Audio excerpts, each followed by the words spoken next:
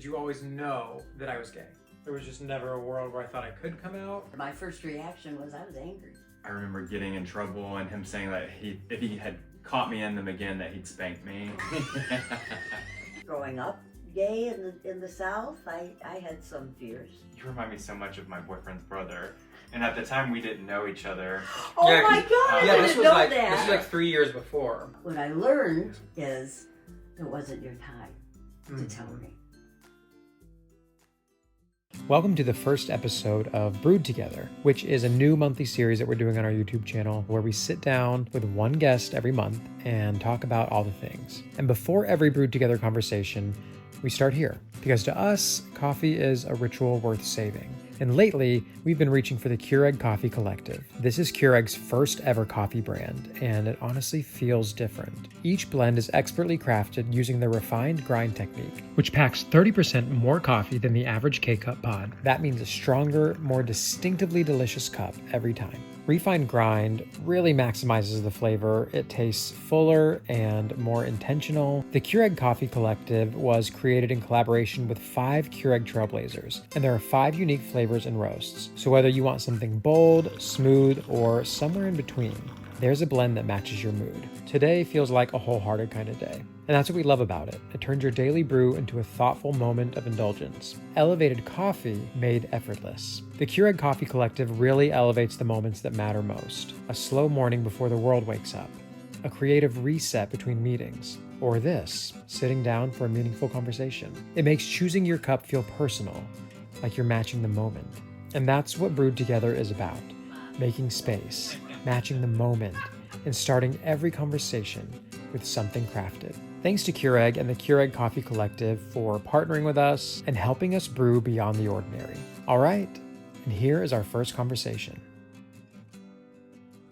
We're starting a new series on our YouTube channel called Brewed Together.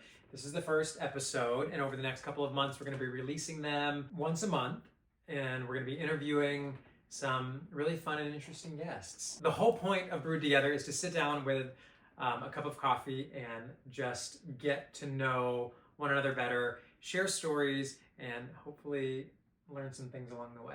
I'm especially excited because we are kicking it off with a very, very special person to me, to PJ, and to some of you watching, because she's been in our vlogs for the last 10 years, and you've gotten to know her too. And based on your comments that we've read, you love her almost as much as we do. So we are joined today by my mom, Lila. Big shout out to Jonathan Oh yeah, he's one of our dear subscribers. and Will. So yeah, so today we're gonna be sitting down with you and talking about all the things and asking you a couple of questions. Okay. Are you ready? I am We ready. have our coffee, we have our comfy socks on. Let's begin.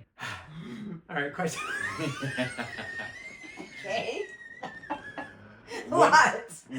One thing I love about Lila is that she is like the light of any room that you put her in, but when it comes to like formal camera settings, she hates it. Are you struggling? Oh, I'm very nervous. My hands are sweaty. No. All right, let's do this. Okay, Mom, question number 1. Yes. Did you always have a sense that I was gay when I was growing up? Did you always know that I was gay? Well, without asking you, you never really know Yeah. until you tell me. Looking back now, there were definitely signs from a very early age, Yeah. and we've talked about that before. And there's flashes of memories that fill my head, and I'm trying to think of the best one, but there are so many. But when you're a parent and you're raising children, you're not really labeling them. You're just trying to raise them to be good, kind, thoughtful kids. But when we would walk into Toys R Us and you would go straight for the Barbie dolls, that was some indication. I feel like there are so many photos from your childhood that are in this house. And let's actually cut to a few of those photos, right? Mm-hmm. There's not too many that he doesn't have a Barbie doll. And the Yeah. fashions were what would really be Oh, I would make clothes for them. Yeah, like out of a sock. You would Yeah. cut the end of the sock off, and that would be the hat. Yeah. And then this long part would be the dress, and Yeah, there were signs. Like, and it's funny because I thought I was being so sneaky about some of them, and then, but like as a parent now myself, I'm like, you know your kids. Yeah. But you just said, I remember you did ask me, I think once or twice, and I said no both times, and then there came a point where you like stopped asking me for years, and I thought that was really sweet. Well, again, I've learned a lot through the years, and there was a time, an incident maybe I should say that happened, and mainly I just wanted you to be able to be yourself. And as a parent, thinking that you were gay and watching you try to hide it, that was very painful for me. And so when this one incident happened, and I thought, now's the time I'm going to ask. And you adamantly denied it. And I was shocked. But what I learned is it wasn't your time to tell me. And so, and I know now I probably should not have asked you, but I wanted you to be yourself, and I didn't want you to hide it. And now I know that I shouldn't have asked you. I should have waited for you to tell me. And then that brings me to something else that makes me want to cry. But it's the time you came into my bedroom. It was, I think, 11 o'clock at night. You said, "Mom, there's something I've got to tell you." And I'm like, are you kidding me? At this hour? I'm so tired. I just want to go to sleep. And I said, okay. And you climbed into bed and you said, correct me if my memory's not right, but you said, "But will you promise me that you'll still love me? Or will you promise me you'll always love me?" Do you remember saying that? Because that's what I remember. And I think I also said, promise me that this won't change the way that you feel about me. Yes, you did say that. Then I remember my first reaction was I was angry. I was so angry, only thinking of myself, not of the courage that it took for you to finally tell me, but I was so hurt and so angry because I believe I gave you and your brother and sisters an environment where you could be yourself and you could feel safe.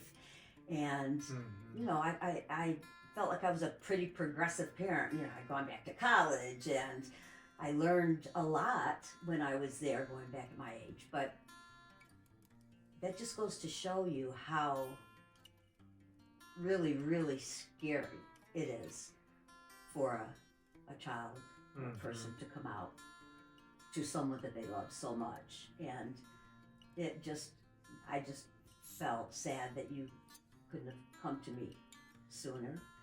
But again, it wasn't your time. And I feel sad that you would ever doubt my love for you or that it would change. Yeah, I know. I mean, I've said this before. It's like there was just never a world where I thought I could come out. And so I knew that, and it was crazy because I knew that you would accept me for coming out, but I was still just like terrified. And so... Why?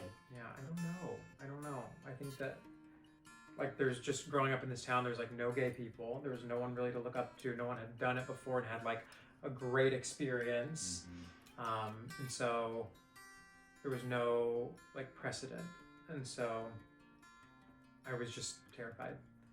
But thanks for accepting me. I think a lot of that fear comes from, like, in town. I remember the first person that I ever saw come out, so I got to like see what happened to them, and it was when I was in middle school, and we were probably in 7th grade, and this guy came out. He had a boyfriend, And maybe, like everyone in middle school is when you have your first boyfriend or girlfriend, you hold hands, maybe you do like a peck on the cheek or whatever, and something like that happened. And the memory that I have of him coming out was that 2 teachers, I had one of them and it was the teacher next door, were in the classroom talking about them in a negative light. And these were like teachers that I looked up to, and talking about a student. One of them was the teacher to that student in a classroom setting where 30 kids are hearing them talk negatively about a kid. I think years of going through those experiences where you see other people coming out and having, like, being made fun of, teachers talking about them, that no matter like how good your environment was growing up or how supportive your parents were, it's still like such a big fear because you're fearful for what could happen with your family, but then also what could happen when you go to school or like if you go to church, and all of those experiences that you could have with people and just be like a negative outcome. So yeah, you kind of learn early on that the world is not as like kind, or at least back then. It's gotten so much better, but it wasn't really kind to gay people back then.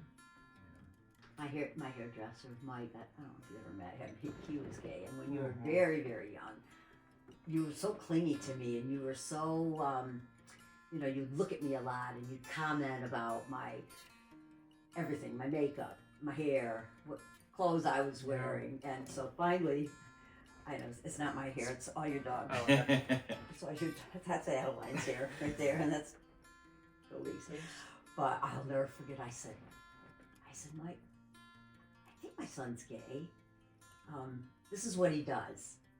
And I would make I'd rattle off all the things that you would do. And he's chopping away, and he goes, oh yeah, he's definitely gay. I go, I knew that. Yeah. I knew that. And you were, still very, very young. Yeah, I mean, And your dad wanted to get you a football for Christmas, and all my brothers and sisters, and don't get him a football. No, He doesn't I want had a no football. I wasn't made for a football. No, he wants a Barbie doll. Right. That's I had no business with a no football. business.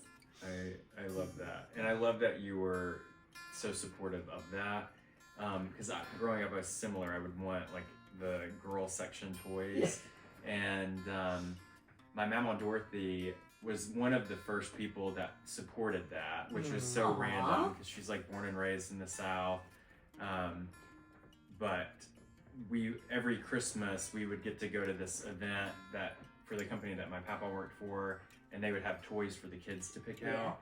And so she always knew that I was too embarrassed to go get like the Barbie doll, so she would go get it for me. It's so That gives sweet. me goosebumps. I know. But then on the flip side, like my dad, on the other hand, was not supportive, kind of like Gary, and I'd get in trouble if he saw me. Like one time I had my sister's pink gel shoes on, like the thing that was in the 90s, like the gel shoes, and I remember getting in trouble and him saying that if he had caught me in them again, that he'd spank me. Wow. So I mean, yeah, it's great that you were so supportive of that, because it was during a time that it was not something that parents would support. Yeah, and can you imagine if there was, if your father was in the house and he was, someone that was a man's man, and he was homophobic, and you grew up with that, which is what many kids are growing up with back then and now. How horrifying and terrifying that would be to come out to somebody like that. Like, I don't know if I ever could do it. No, there's no way. Yeah. But speaking of coming out in a little, one time, one of my girlfriends and I were sitting over there in that room and drinking coffee or tea or something, and you come prancing out. In a dress.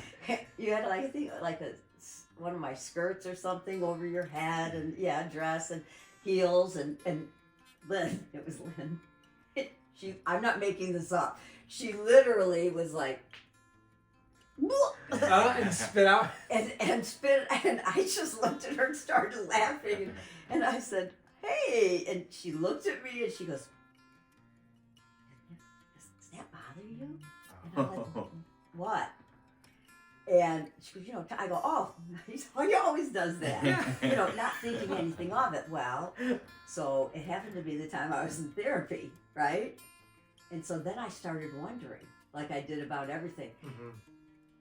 Maybe that should be bothering me. Aw. You know, what's wrong as Yeah. a parent? You know, so I talked to Your Ron about it. therapist? Yeah, my therapist about it, and he's like, no, there's like so much of it that was right. Aw. But See, let's see. it's Yeah, you doubt society. They Mhm. try and tell you to think a certain way. Mhm. Next question. When I first came out to you, what was going through your mind as a mom? Well, it was like, thank God. Right, you were probably like, oh, Finally. yes, confirmed, yeah. Finally confirmed. Yeah, I mean, I was just thrilled. Yeah. I was very happy for you and for me. Right. All your suspicions over the Yeah, years. I have 'Cause to it is- keep asking people. Yeah, I will say it is one thing to like think it, Mhm. but it's another to Yes. have that confirmation. Right. And that's what I felt like with Sydney. My sister is also gay, and for years we were like, oh, maybe she is, and maybe she's not. And then when she came out, it was like, ah, yes, okay, she is. And I'm like, no, this cannot be true. I can't have two. How lucky, I know. How blessed am I? Right, how blessed are you am I? to have two gay kids in the same family. The next question is, when I was little, what did you hope my life looked like as an adult? Like, Okay. as growing up, and then did me being gay, like, change that vision for you? What if I said I never really thought about it? Perfect. I mean, oh my Yeah. God, seriously, like, I don't know. I never thought about. Gosh, I hope my kids. It was just, you know, it was just making sure that you were fed. Yeah. Going to school, did your homework, Yeah. but you know, it's like any parent. You hope that your children grow up to be kind, thoughtful people, Mm-hmm. and you hope that they achieve everything that they were working towards. Yeah. And you know, there's nothing better, and as you're finding out, and we'll find out, for a parent to see their children happy. Mhm. So that's really all that I thought about. Yeah. Was your well-being. Now, as far as growing up gay in the South, I had some fears of what people might say to you, or like, do you remember when you first introduced PJ to me? Mm-hmm. I'd love to hear what you thought of me. This is my memory, okay? Uh-huh.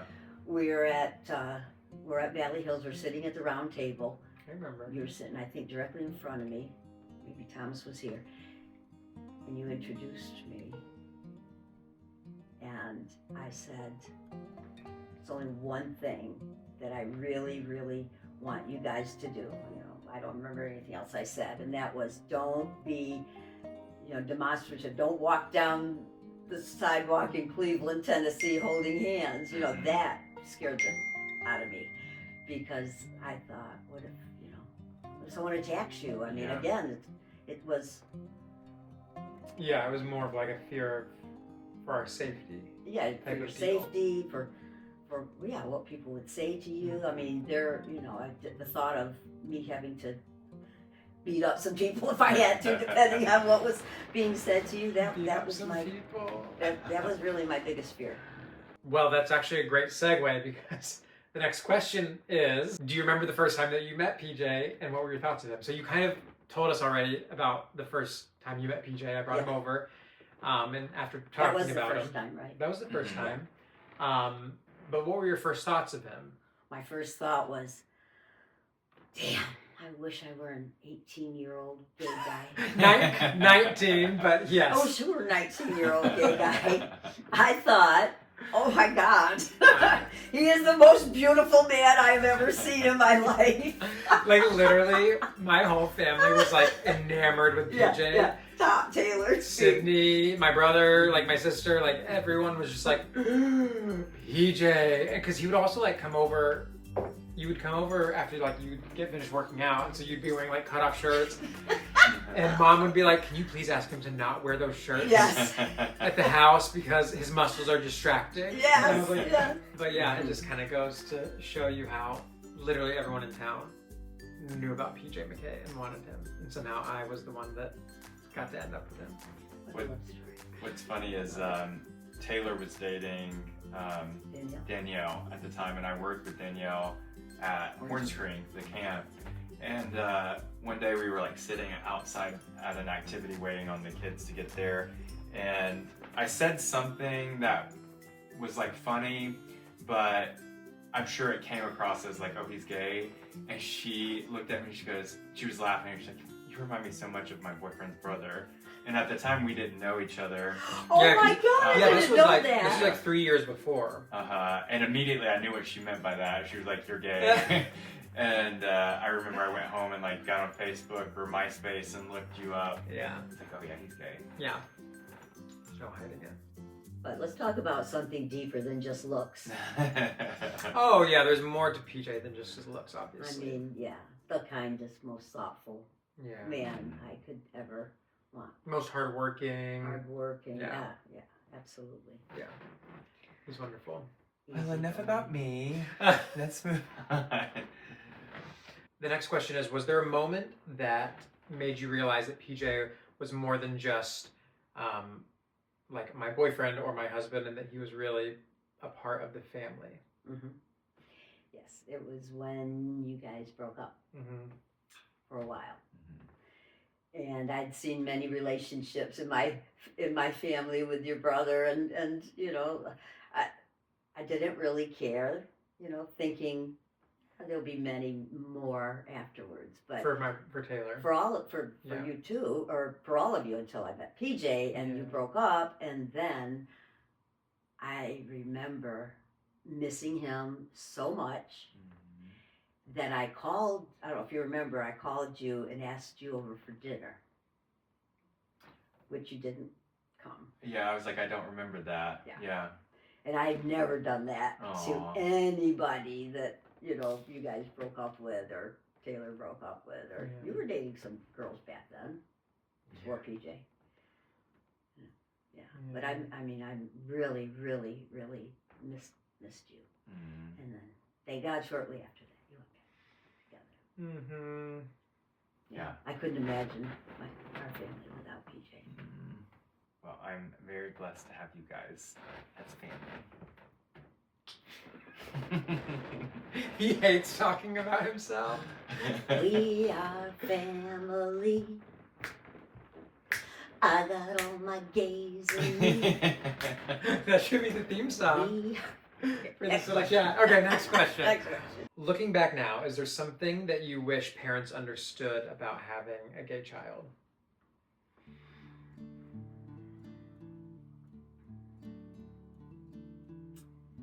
I wish that parents, especially when a child first comes out to them, I wish that parents would understand that and look at the true essence of what you are, what you were, that you loved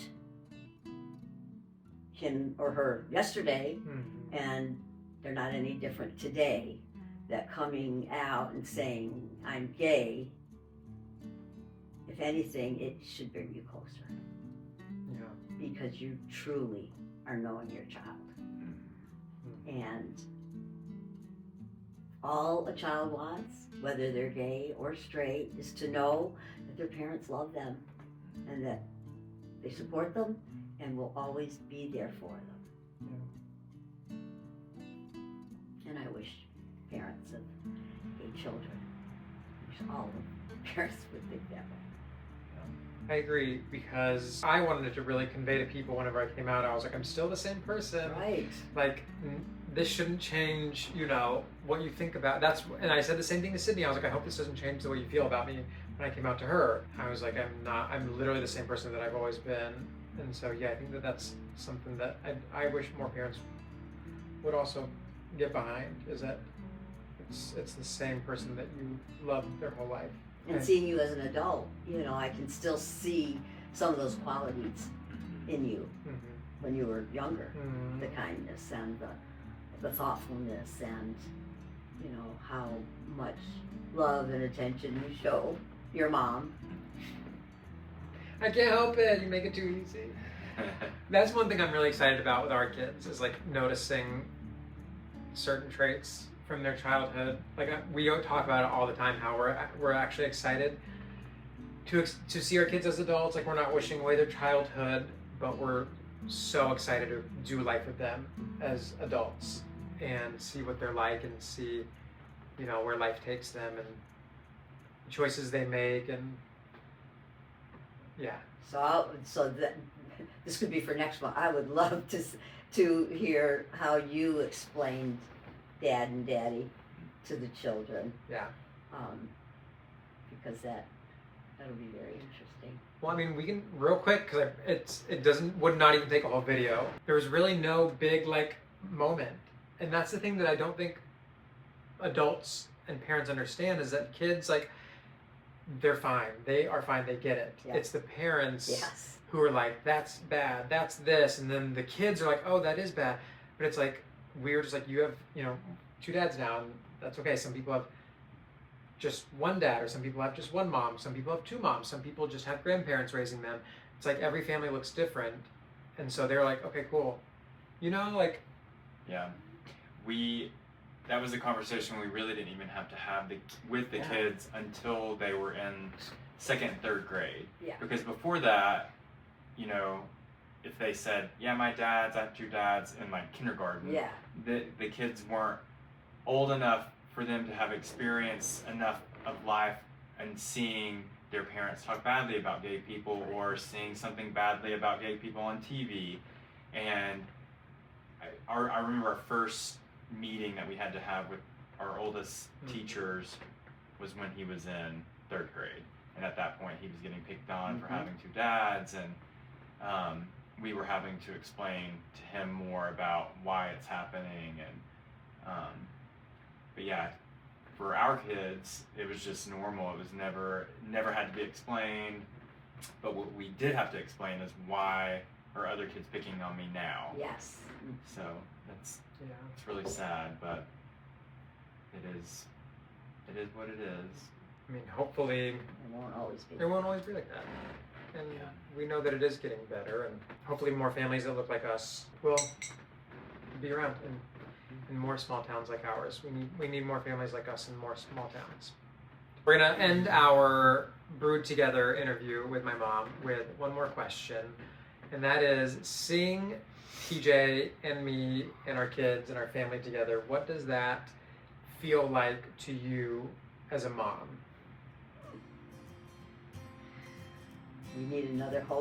We need part 2. Okay. Okay, because really, it's, I mean, aside from the pride and the joy that I feel, the tremendous amount of pride and joy that I feel, I can't just, there's a lot to discuss here.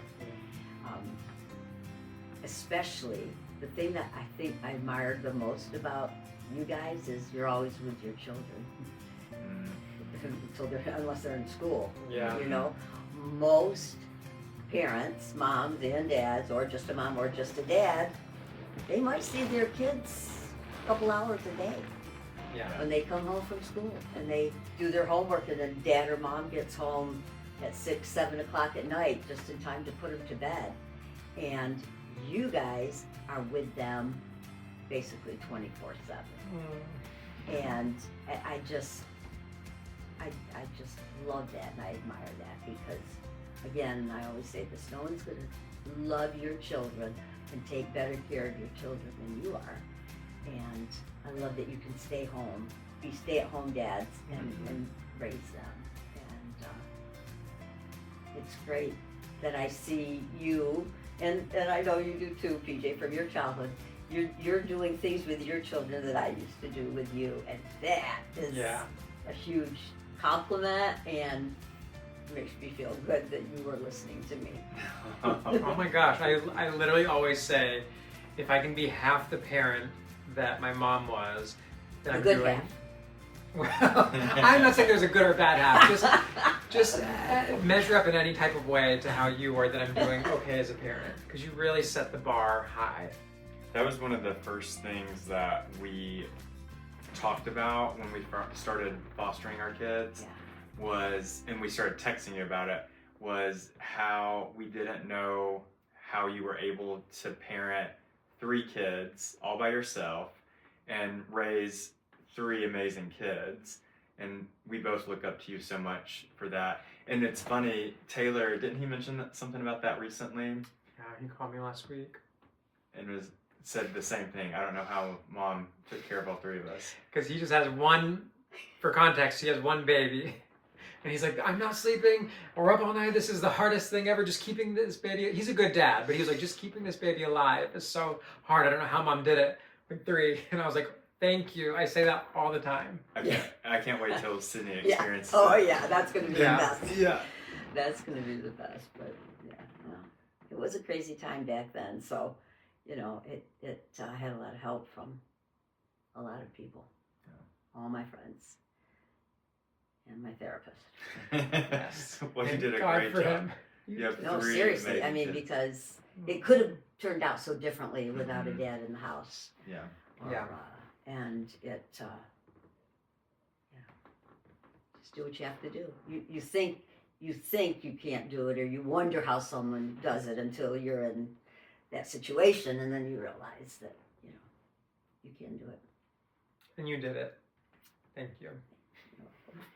You're welcome.